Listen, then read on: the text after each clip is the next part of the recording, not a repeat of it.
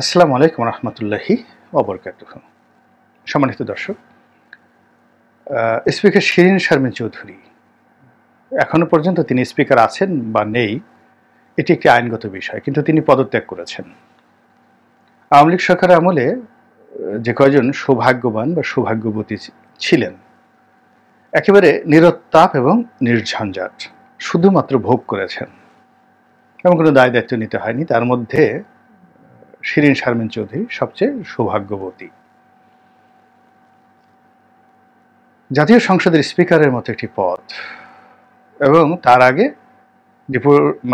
স্পিকারের আগে তিনি ছিলেন প্রতিমন্ত্রী। প্রতিমন্ত্রীর আগে 2009 পার্লামেন্টে তিনি মহিলা কোঠায় তিনি সংসদ সদস্য হয়েছিলেন। তো এই যে শিরিন শারমিন চৌধুরী, মূলত তার একেবারে আওয়ামী লীগের যে রাজনীতি, তার কোনো রকম অভিজ্ঞতা নেই, অংশগ্রহণ নেই, এবং রাজনীতি তিনি যেদিন সংসদ সদস্য হয়েছিলেন সেদিনও বুঝেননি, আর যেদিন পদত্যাগ করলেন সেদিনও তার মাথায় এই রাজনীতির যে বিষয়টি ঢুকেনি। শেখ হাসিনার যে কয়টি ব্যাড সিলেকশন, ভুল সিদ্ধান্ত এবং মন্দ সিদ্ধান্ত এবং মন্দ পছন্দ, তার মধ্যে এই শিরিন শারমিন অন্যতম, দীপুমণি প্রধানতম। এই যে বর্তমান রাষ্ট্রপতি জনাব শাহাবুদ্দিন চুপ্পু, তিনিও তার যে পছন্দ, সেই পছন্দের ক্ষেত্রে সবচেয়ে একটা রং ডিসিশন। এবং শেখ হাসিনার অনেকগুলো ভুলের মধ্যে মারাত্মক যে ভুল, তিনি প্রায় সব কাজে তার বোনকে তিনি পাশে রাখার চেষ্টা করেছেন। আপাত দৃষ্টিতে মনে হয়েছে যে তিনি শেখ রেহানাকে খুব স্নেহ করেন, ভালোবাসেন, কিন্তু ভিতরের খবর অন্য, আর বাইরে যে দুর্নাম এবং বদনাম সেটা সীমাহীন। ফলে প্রশাসনের ভিতরে একটা প্যারালাল বলয় গড়ে উঠেছিল, ব্যবসায়ীদের মধ্যে একটা প্যারালাল বলয় গড়ে উঠেছিল। প্রধানমন্ত্রীকে অনেকে পছন্দ করতেন, কিন্তু শেখ রেহানার পছন্দের যারা মানুষ ছিলেন তারা সবকিছু নিয়ন্ত্রণ করতেন, যেমন জনাব তারেক সিদ্দিকী, এস আলম। ওনাদের সঙ্গে শেখ রেহানার যে সম্পর্ক, এটি নিয়ে সবাই মোরালেস ওপেন সিক্রেট।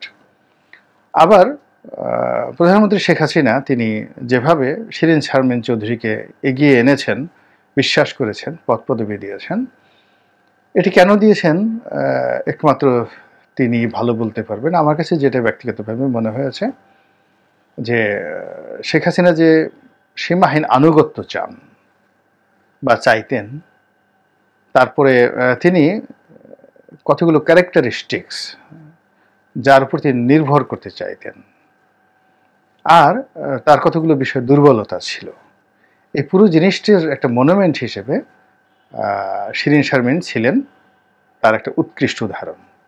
যেমন শিরিন শারমিন ভালো ছাত্রী ছিলেন, তিনি প্রথম শ্রেণীতে প্রথম হয়েছিলেন আমাদের ঢাকা বিশ্ববিদ্যালয় থেকে, ল ডিপার্টমেন্ট থেকে।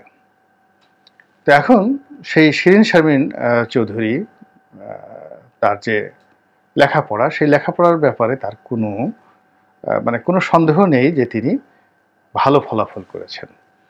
কিন্তু কর্মজীবনে যদি সুপ্রিম কোর্টে তার প্র্যাকটিস দেখেন, ডক্টর শিরিন শারমিন চৌধুরীর প্র্যাকটিস দেখেন, কর্মজীবনে তার যে সফলতা কিংবা পারিবারিক জীবনে তার যে সফলতা, এটির কোনো রকম নমুনা নেই।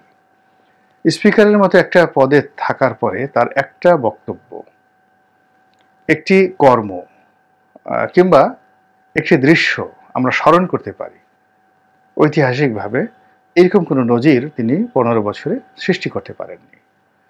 যেমন আমরা এখনো যে সাবেক স্পিকার অ্যাডভোকেট আব্দুল হামিদ কিংবা সাবেক রাষ্ট্রপতি অ্যাডভোকেট আব্দুল হামিদ, তার অনেক কিছু আমরা স্মরণ করতে পারি। তো তিনি শিরিন শারমিনের মতো লেখাপড়া জানা নন, তিনিও অ্যাডভোকেট, তবে অল থ্রো 3rd ক্লাস পাওয়া, গ্রাম্য স্কুল থেকে পড়াশোনা করেছেন, নিজেকে তিনি বটতলার উকিল বলেন, কিন্তু তার যে রাজনীতির যে প্রজ্ঞা, সেই প্রজ্ঞার কাছে শিরীন শারমিন চৌধুরী রীতিমতো একেবারে শিশু নন, একেবারে একটা জড় পদার্থ, অর্থাৎ যিনি শুধু ধাক্কা দিলে নড়েন, আবার থামিয়ে দিলে থেমে যান। তো এইরকম একটা ইলেকট্রিক বেল শেখ হাসিনার দরকার ছিল, সেই বেলটি তিনি এই স্পিকারের চেয়ারে বসেছেন।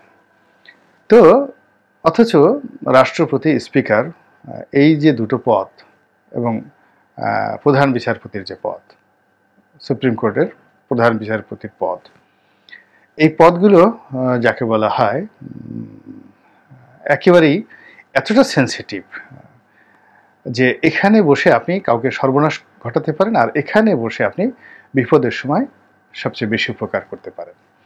তো এই জায়গাগুলোতে যারা জ্ঞানী গুণী ব্যক্তি, তারা সবসময়টিতেই ওইরকম ঈর্ষণীয় ব্যক্তিত্বের, লেখাপড়া জানা ভালো মানুষকে এখানে বসান, যারা যে কোনো দুর্যোগ মুহূর্তে সাহায্য করতে পারে।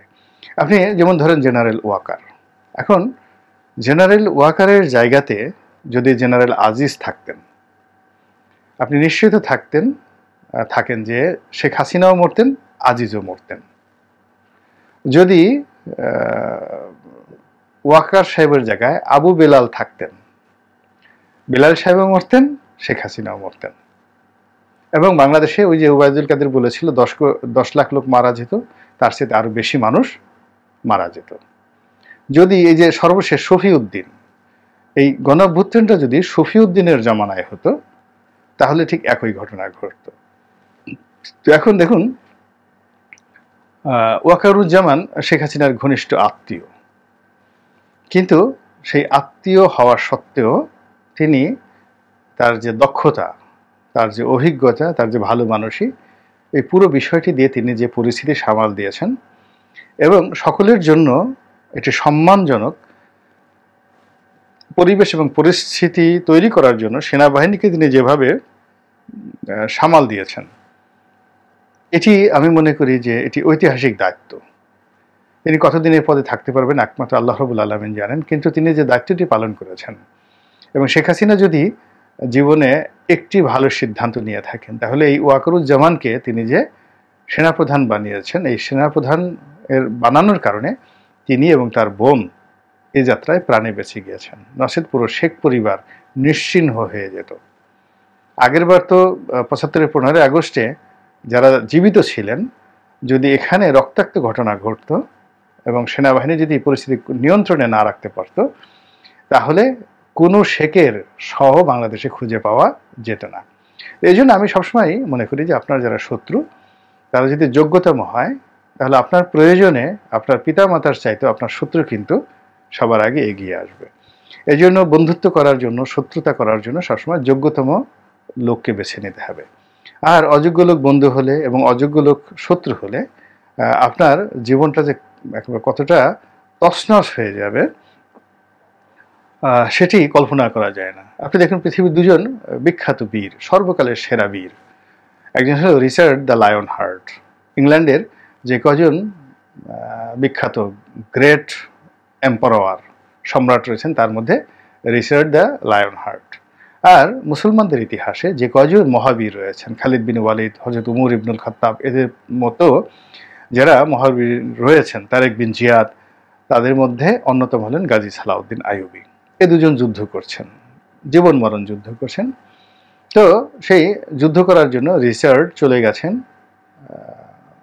ইংল্যান্ডের যে শীতল পরিবেশ, সেখান থেকে তিনি চলে গেছেন মরুভূমির রুক্ষ পরিবেশের মধ্যে। এখন সেখানে গিয়ে তিনি অসুস্থ হয়ে পড়লেন, তার বরফ লাগবে, এবং তার ঘোড়া ও অসুস্থ হয়ে গেল, এবং তিনি মানে প্রাণে তার বাঁচার মতো অবস্থা নেই। এবং এই খবর যখন সালাউদ্দিন আইয়ুবের শিবিরে গিয়ে পৌঁছল, যুদ্ধের ময়দানে, আপনি চিন্তা করেন, তিনি সেই তার নিজের জন্য সংরক্ষিত যে বরফ, সেই বরফ তিনি সেই রিচার্ড দ্য লায়ন হার্টের জন্য পাঠিয়ে দিলেন। তারপর তার আস্তাবলের সবচেয়ে ভালো যে ঘোড়াটি, সেই ঘোড়াটিও তিনি পাঠিয়ে দিলেন। এরপরে কিন্তু তাদের মধ্যে যুদ্ধ হয়েছিল। এই ঘটনার পরে আবার যুদ্ধের পরে তাদের মধ্যে বন্ধুত্ব হয়েছিল, সন্ধি হয়েছিল। তো এটা হলো শত্রুতা, ভালো মানুষের শত্রুতা। আর মন্দ মানুষের সঙ্গে যখন আপনি শত্রুতা করতে যাবেন, তখন আলটিমেটলি আপনি সেই দুর্ভোগ দুর্দশার মধ্যে পড়বেন। আওয়ামী লীগের সবচেয়ে একটা বড় ভুল, ঐতিহাসিক বড় ভুল হলো বিএনপি একজন প্রধান বিচারপতিকে বয়স বাড়িয়ে তারপরে তাকে তত্ত্বাবধায়ক সরকারের প্রধান বানানোর যে চক্রান্ত করেছিল বিচারপতি কে এম হাসান, এই বিচারপতি কে এম হাসানের বিরুদ্ধে আওয়ামী লীগের যে আন্দোলন, এটা তাদের একটা ঐতিহাসিক ভুল ছিল। এই কারণ হলো তিনি সুপ্রিম কোর্টের বিচারকদের মধ্যে এ যাবৎকালের ল্যান্ডমার্ক ভদ্রলোক এবং সফল মানুষ। ফলে তিনি যদি একেবারে জিয়াউর রহমান সাহেবের আপন ভাইও হতেন, তবুও তার কাছ থেকে আওয়ামী লীগ যে ন্যায় বিচার পেত, সেই ন্যায় বিচারটা আওয়ামী লীগের একান্ত আপনজন, প্রিয় ভাজন জাস্টিস, যে এখন যে চিফ বিচারপতি যিনি পদত্যাগ করলেন, বিচারপতি শাহীন, আমরা তাকে শাহীন ভাই হিসেবে জানি, তিনিও কিন্তু করতে পারেননি। মানুষকে উপকার করতেও যোগ্যতা লাগে, আর যাদের খুব বেশি যোগ্যতা আছে তারা কোনো অবস্থাতে কাউকে ক্ষতি করতে পারে না। তো এখন শিরীন শারমিন ঠিক ওইরকম একজন মানুষ, যিনি আসলে উপকারও করতে পারবেন না, আর ক্ষতি করার যেখানে যতটুকু দরকার তিনি ইচ্ছে না করলেও সর্বনাশ করে ছাড়বেন। এবং এই 15 বছর ধরে তিনি শেখ হাসিনাকে যেভাবে তিনি শেখ হাসিনা রূপ রস গন্ধ তিনি উপভোগ করেছেন, শেষ সময়টিতে এসে এই পদত্যাগ করা, এবং তিনি ইতিমধ্যে একটি হত্যা মামলার আসামি হয়ে পড়েছেন এবং তাকে জেলে যেতে হবে, কোনো সন্দেহ নেই। তিনি কি করেছেন বা না করেছেন, দুর্নীতি অন্যায় কি কাজ করেছেন না করেছেন, বড় বিষয় এটা নয়। শেখ হাসিনার সঙ্গে তার যে পরিবেশ এবং পরিচিতি, এর কারণে তাকে দুর্ভোগ পোহাতে হবে। এবং এই সময়টিতে তিনি যদি শক্ত একটা ভূমিকা নিয়ে তিনি দাঁড়াতে পারতেন, এবং শেখ হাসিনা তাকে যে সুযোগ দিয়েছিলেন সেই সুযোগটিকে গ্রহণ করে তিনি যদি কাজ করতে পারতেন, তাহলে হয়তো সম্ভবত শেখ হাসিনার জন্য কিছুটা হলেও উপকৃত হতো। কিন্তু আফসোস যে শেখ হাসিনা তার দলের মধ্যে তাদের হাতে ক্ষমতা দিয়েছিলেন, যারা কিনা শেষ পর্যন্ত তার যে পালিয়ে যাওয়া, সেই পালিয়ে যাওয়াটাকে নিশ্চিত করেছিল। ফলে কাজেই শিরীন শারমিন চৌধুরী পদত্যাগ করেছেন, এখন তার গ্রেপ্তার হওয়াটা সময়ের ব্যাপার। এবং তাই যদি হয়, তাহলে জাতীয় সংসদের ইতিহাসে আরেকটি যাকে বলা হয় কলঙ্কজনক অধ্যায় তৈরি হয়ে যাবে এর মাধ্যমে, যে একজন স্পিকার গ্রেপ্তার হয়েছেন। আল্লাহ আমাদের সবাইকে হেদায়েত দান করুন এবং হেফাজত করুন। আসসালামু আলাইকুম ওয়া রাহমাতুল্লাহি ওয়া বারাকাতুহু।